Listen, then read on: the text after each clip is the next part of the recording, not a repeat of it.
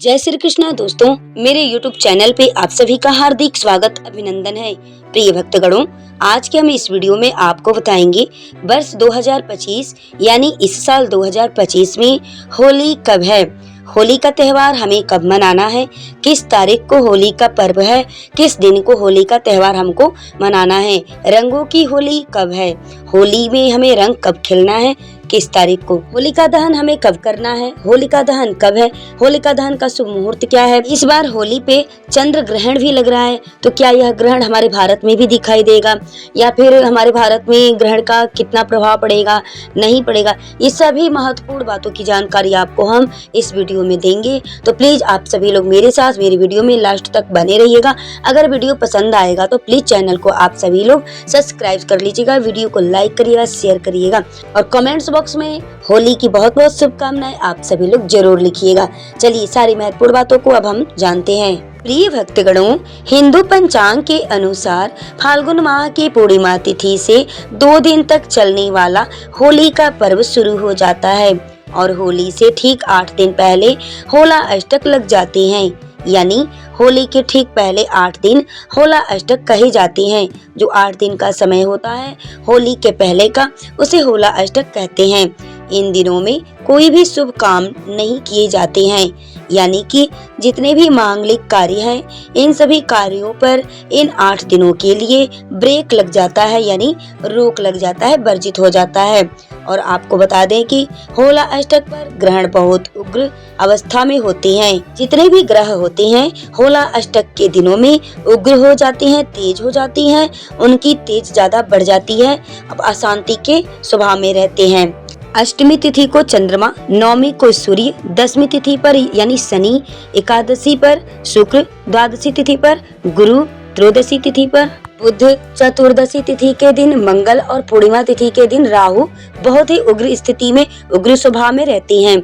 इसलिए इन दिनों भगवान के नाम का जप करना चाहिए, जितना हो सके पूजा पाठ और दान करना चाहिए। ग्रहों को शांति के लिए उपाय किए जा सकते हैं इन दिनों में। और अगर ज्योतिष विद्वानों की माने तो होला अष्टक के दौरान शुभ और मांगलिक कार्य करने से उनमें जीवन भर बाधा आती है, इसलिए शुभ मांगलिक कार्य इन 8 दिनों में नहीं करने चाहिए, क्योंकि इन दिनों नेगेटिव एनर्जी बहुत अधिक होती है और इन दिनों शादी विवाह, सगाई, कर्णछेदन यानी कान छेदवाना या गृह प्रवेश करना, ये सभी काम नहीं करने चाहिए। ऐसी भी मान्यता है कि इन 8 दिनों में भगवान विष्णु के भक्त प्रहलाद को हिरण्यकश्यप ने बहुत सारी यातनाएं दी, बहुत सारे कष्ट दिए, जिसकी वजह से इन 8 दिनों को बहुत कष्टकारी माना जाता है। और इस बार होलिका दहन यानी फाल्गुन पूर्णिमा के दिन ही साल का पहला चंद्र ग्रहण भी लगने वाला है और यह चंद्र ग्रहण पूर्ण चंद्र ग्रहण होगा। ऐसे में यह ग्रहण हमारे देश में दिखाई देगा या नहीं देगा और होलिका दहन पर इस ग्रहण का क्या प्रभाव रहेगा, यह भी आज की इस वीडियो में हम आपको बताएंगे। इस बार फाल्गुन मास के शुक्ल पक्ष की अष्टमी तिथि प्रारंभ होगी 6 मार्च गुरुवार को सुबह 10:01 से और उदय तिथि के अनुसार 7 मार्च दिन शुक्रवार को अष्टमी तिथि मनाई जाएगी। ऐसे में इस बार 7 मार्च शुक्रवार से होला अष्टक प्रारंभ होंगे और होला अष्टक समाप्त होंगे 13 मार्च 2025 गुरुवार को यानी बृहस्पतिवार को। फाल्गुन पूर्णिमा तिथि प्रारंभ होगी 13 मार्च गुरुवार यानी बृहस्पतिवार को सुबह 10:36 से और पूर्णिमा तिथि समाप्त होगी 14 मार्च 2025 शुक्रवार को दोपहर 12:02 पर, क्योंकि 13 मार्च गुरुवार बृहस्पतिवार को सुबह से लेकर रात भर पूर्णिमा तिथि विद्यमान रहेगी और चंद्रोदय का समय भी 13 मार्च गुरुवार बृहस्पतिवार को ही प्राप्त होगा। इसलिए पूर्णिमा का व्रत 13 मार्च गुरुवार को रखा जाएगा। जो लोग पूर्णिमा का व्रत करती हैं वो 13 मार्च को ही व्रत करेंगे, यानी 13 मार्च 2025 दिन है गुरुवार और अगले दिन यानी पूर्णिमा तिथि जब दोपहर में ही समाप्त हो रही है तो उस दिन पूर्णिमा का स्नान दान किया जाएगा और इसके अनुसार होली का दहन 13 मार्च गुरुवार को किया जाएगा।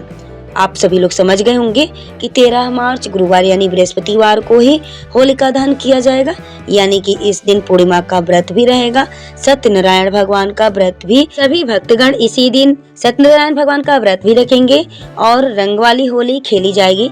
14 मार्च 2025 दिन शुक्रवार को स्नान दान आप दोनों दिन कर सकते हैं, लेकिन जब ब्रह्म मुहूर्त में पूर्णिमा तिथि विद्यमान होती है तो उस दिन पूर्णिमा का स्नान करना सबसे उत्तम माना जाता है। पूर्णिमा तिथि लगते ही भद्रा काल भी प्रारंभ हो जाएगा।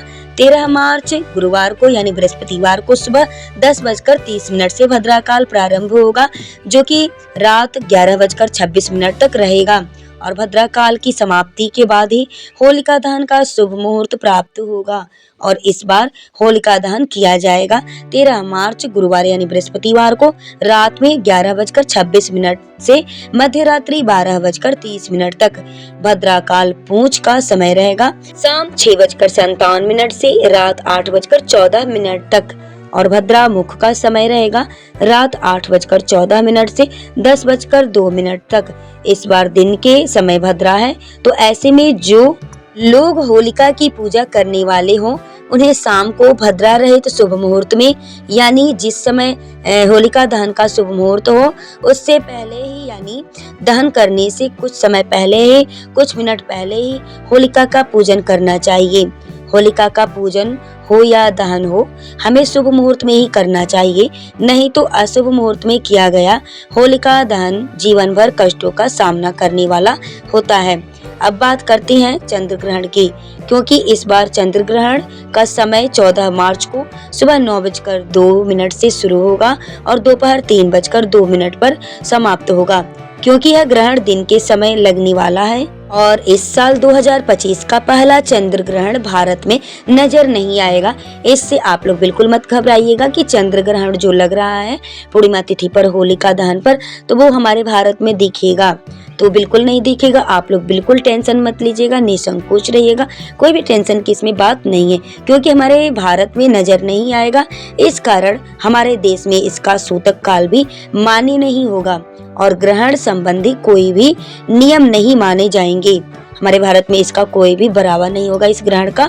अगर यह ग्रहण रात के समय लगता तो हमारे भारत में यानी देश में मान्य होता, क्योंकि जिस समय ग्रहण लगेगा उस समय भारतीय समय के अनुसार दिन का समय होगा, विदेशों में उस समय रात का समय होगा, इसलिए विदेशों में यह ग्रहण प्रभावी रहेगा, विदेशों में इस ग्रहण का मान्य रहेगा। प्लीज दोस्तों, आप सभी को अगर हमारी यह वीडियो जानकारी आपको पसंद आई हो, अच्छी लगी हो, तो हमारे चैनल को सपोर्ट करिएगा और वीडियो में लास्ट तक बने रहने के लिए आप सभी को मेरे तरफ से दिल से बहुत बहुत धन्यवाद।